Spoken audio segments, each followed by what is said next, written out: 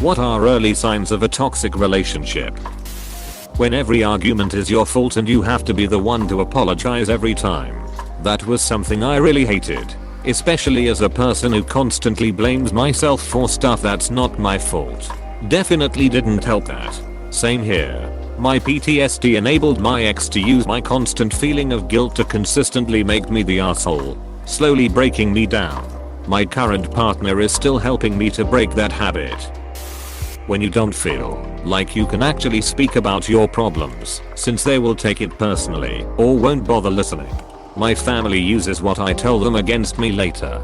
My twin sister uses the deepest insecurities I have against me when I don't do whatever she says. When they do something that makes you uncomfortable and they get mad at you for expressing your discomfort, you shouldn't feel so bad about it. Like, wow, I'm sorry, I'm not just the amount of hurt you think I should be in response to the hurtful thing you did.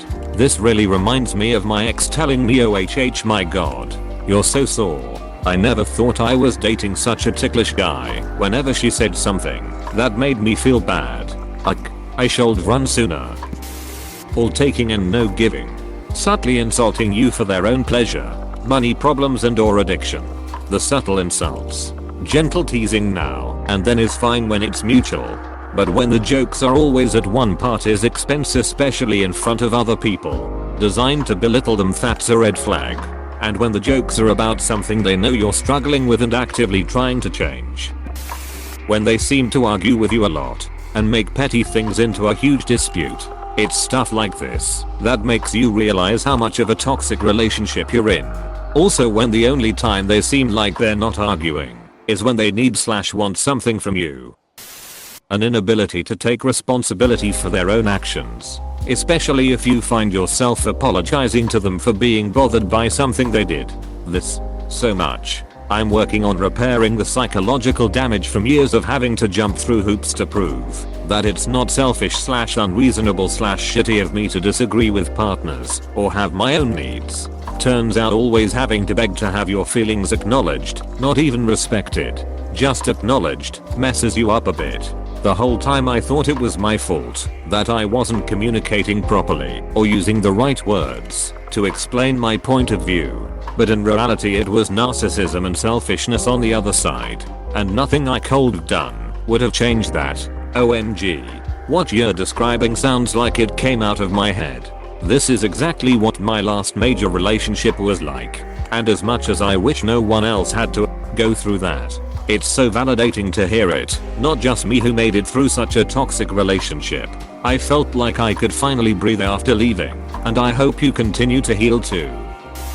Trying to control you, giving you silent treatment, trying to alienate you from your friends, making you choose between them and your family/career/passion, trying to police your social media, pressuring you into sexual activities.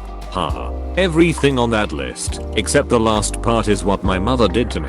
People in controlling relationships often had a controlling parent or other adult authority figure in their earlier life. When you realize that you are spending all your time dealing with their issues and never yours. Damn, that hit a nerve. Same here. Felt like a personal attack from my last relationship. When they constantly call all their exes crazy. Addendum to this. If they talk about their exes too much, period. Especially if it's in a negative way, whether that's calling them crazy or just regular assholes. I don't have an absolute policy on this. Sometimes an especially crazy ex can be a good story worth a laugh, and I haven't got a problem with occasionally sharing war stories. But there's a huge difference between talking occasionally about the crazy/evil ex and talking about all your exes like they are bad. Ideally, not all of your exes are necessarily bad people. It's possible to have a relationship with someone, fail, and not want to be with them again, and still believe that they're a decent person. If someone is older than maybe 25 or so and all of their exes were crazy, that would seem to imply one of two things. 1. All of their exes really were crazy.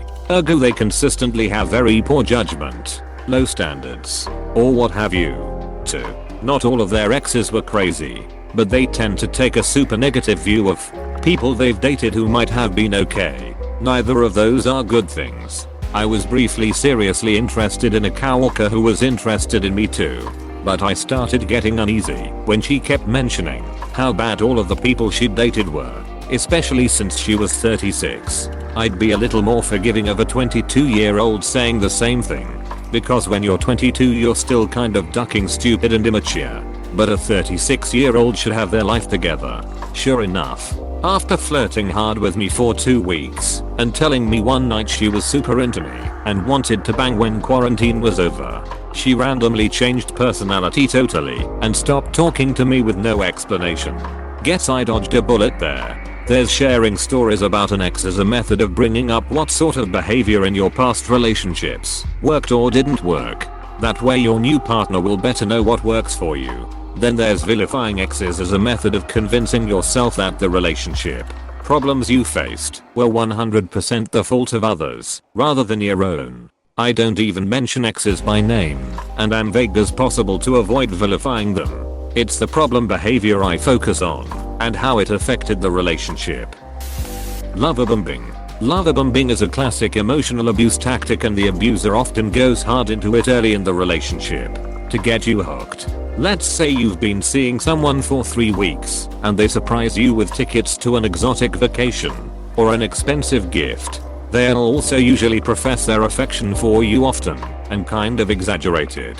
Lots of no one else has ever made me feel like this kind of stuff. That way you get attached quickly and form positive perceptions of this person, so that when the abuse starts you A, don't leave because you know they are good underneath it, and B, they can weaponize it against you as a guilt trip.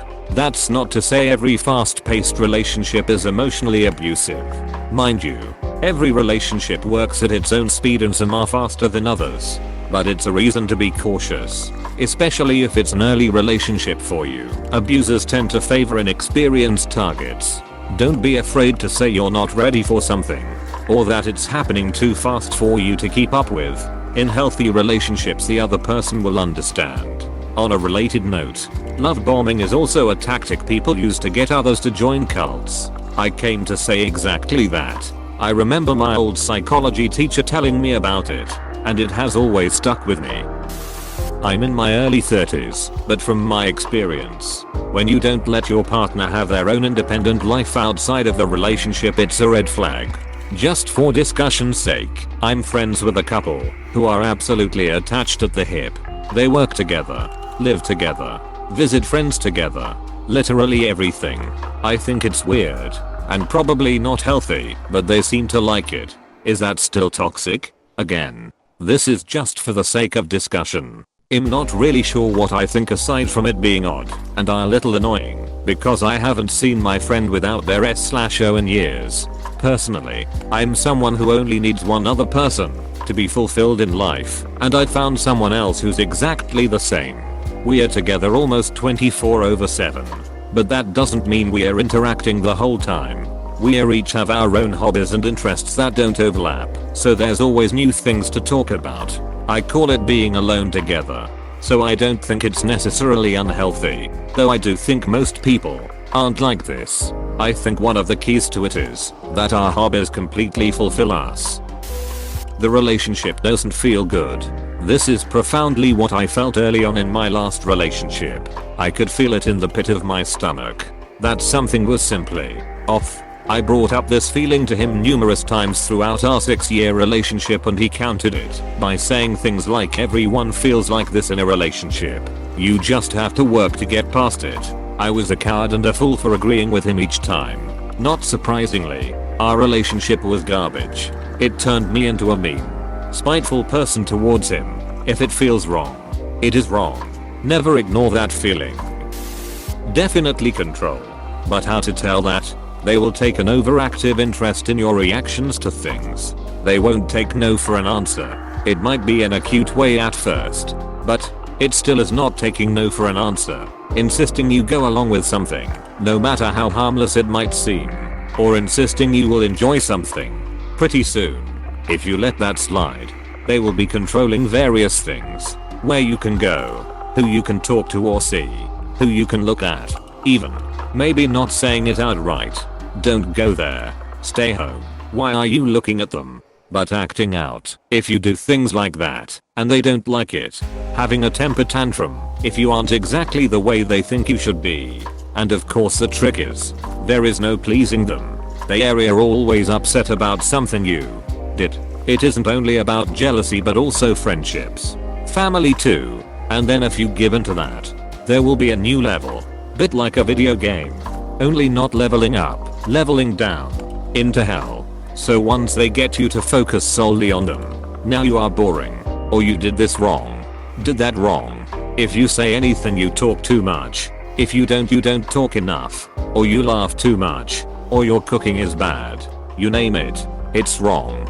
Pretty soon you forget who you are and what makes you happy. Worse, you forget that it matters if you are happy. Abuser will often pour it on too thick with romance and compliments in the beginning. That is another way to control you, and it won't last. No one can keep that up. If someone sweeps you off your feet, remember what comes next is a full, genuine curiosity. How does being overly romantic in the beginning signal an abuser quality? Or the opposite? They pretend they are madly in love when they are not. And they say I love you way too early when they barely know you. It's all to control. Or to see if you will do or say those things too. That's where I explained it a bit more. Sorry, different comment. Sweeping someone off their feet. Keeping them off center. Love bombing. Getting them to commit too early. Keeps them distracted rather than trying to actually get to know each other at a healthy pace. A pace at which incompatibility or personality issues might be noticed. Also a lot of women are conditioned to be polite. So because he is being so nice, they will feel they can't complain. Even if things are becoming uncomfortable, either emotionally or physically, or the fast pace, such as he stays a bit longer than expected, but it feels rude to say she's tired, or has something else to do, because look, he brought chocolates and flowers, and said 100 times how beautiful she is. It's a control method when it's that overbig. It isn't sincere, and it can't and won't be maintained. So it's also pointless from that aspect. If she enjoyed being spoiled that way, it won't last. But now, she has committed her time to him. When they're emotional, when you do leisurely things that don't involve them. Sir, this is a relationship. I need some space, damn it. Exclamation mark. Exclamation mark. The last girl I dated always got put off anytime I would do something without her. Keep in mind, I would hang out with her every day. I would make plans with her. We would go out every weekend. I would surprise her with fun dates a few times a month. We would spend nights together, probably 4 to 5 nights a week. I can honestly say that 90% of my free time was spent with this girl. Yet she still got upset over that 10% that I didn't always want to give to her. Like, is it so bad that sometimes I just want time to myself? Or that I just want to spend some nights playing Sparks with my friends, who I never get to see anymore? It's like she never noticed the time I gave her, only the time I didn't. Very disheartening tbh. I had this with my now wife when we were dating. She didn't like that I spent a lot of time playing video games and other hobbies. I told her flat out I need that kind of stuff to stay sane. Also, I heavily encouraged her having other hobbies and hanging out with her friend group. Worked great. Now only thing is she wants to be in the same space as me while we do our separate things. Good compromise. When they start isolating you from your friends and wanting to know what you've been doing, or where you've been, all the time, or making you feel bad for not being with them, I feel like it goes both ways. I mean, it would be a sign of a toxic relationship if you started isolating yourself too and making yourself feel bad every time you're not around them. This is actually a super easy way to slip into a really bad bout of codependency. I had really bad codependency issues with my previous girlfriend, and with my new current girlfriend of 7 years. I was doing great working on self-esteem and being not so clingy and codependent up until this whole pandemic. It sucks to feel like you've regressed, and before I realized, I was already starting to do things I thought I had moved past, constantly needing attention. Assuming worst case scenario whenever she was busy with covered schoolwork or didn't respond. Currently trying to refocus on myself for a bit and get off her back a little. But I do still feel bad for putting all of that onto her without intending to. When you have to psyche yourself up to before you see them. When you have to map out regular conversations beforehand in your head to prevent an explosion. My friend said he started doing that now with most of his interactions due to PTSD from past relationship. Gaslighting. Run fast. It never ends. I assume you don't talk about lamps.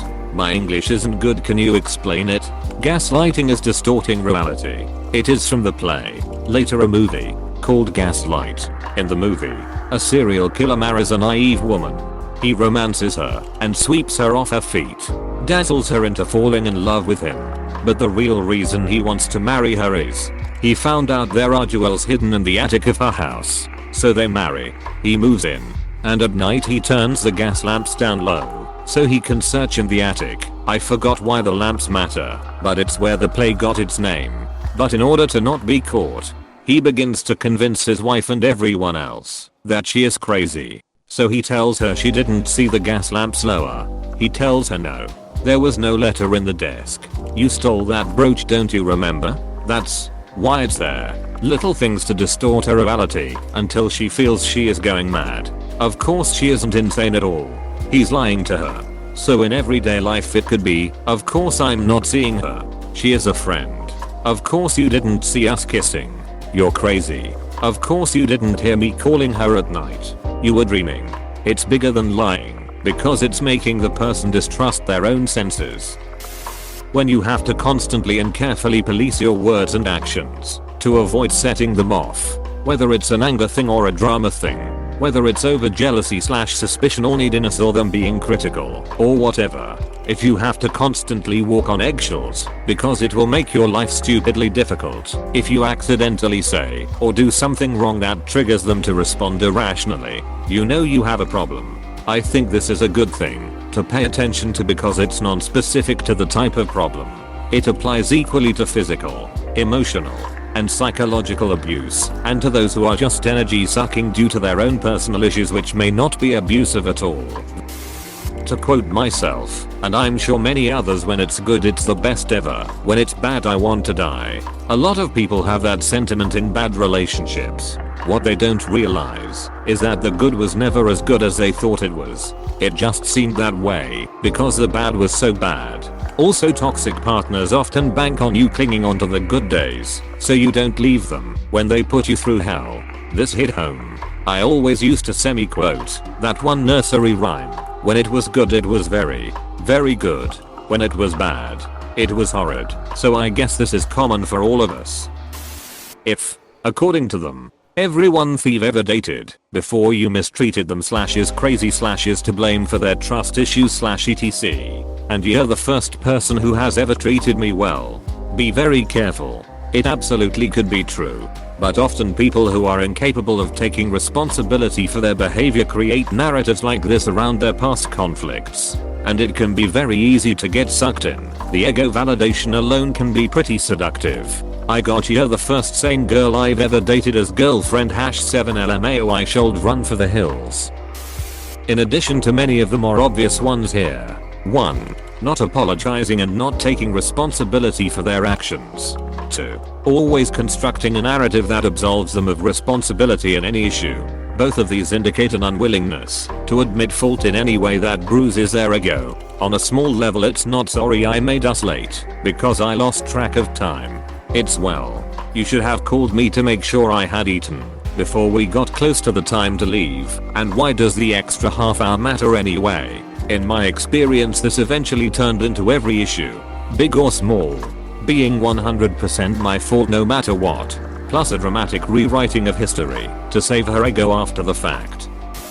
The biggest ones I can think of are moving too quickly, pressuring you into a relationship, living together, children etc too fast, and not taking no for an answer, disparaging remarks and general disrespect for your family, friends and often other random people like waiters. That's an early sign of alienation and also narcissism. Emotional manipulation. Do you try to start a conversation about your feelings, only to come out realizing they made the whole thing about them? Do they make you feel bad if you ever try to criticize them or express your own needs? It might be them manipulating you. Also trying to control finances. like getting the person to quit working, and the abuser will pay all of the bills. If the person isn't working, she/he can't leave a relationship. 1. If being around them makes you tired. 2. If you feel like you aren't being your full and true self. 3. They overstep boundaries or don't understand why a boundary is being placed. This is a big one. 4. You're not kind to others. 5. You feel as though they are hiding something big from you. 6. If you aren't a priority. 7. If you are way too much of a priority. 8. They try to touch you or kiss you before you're ready. Then don't respect that you have told them to stop or ask them to wait. 9. They make rude comments about strangers when you meet. 10. Inflated opinion of themselves and going on about how much different or better they are than other guys/girls you've been with. Wow. Everything in this thread, especially this particular comment, fits a friend I made online. He was my classmate at school, and due to the fact that I had to change schools, we lost touch. He sent me a friend request on Instagram and I accepted. He was a pretty fun person to talk to at school, so I started chatting.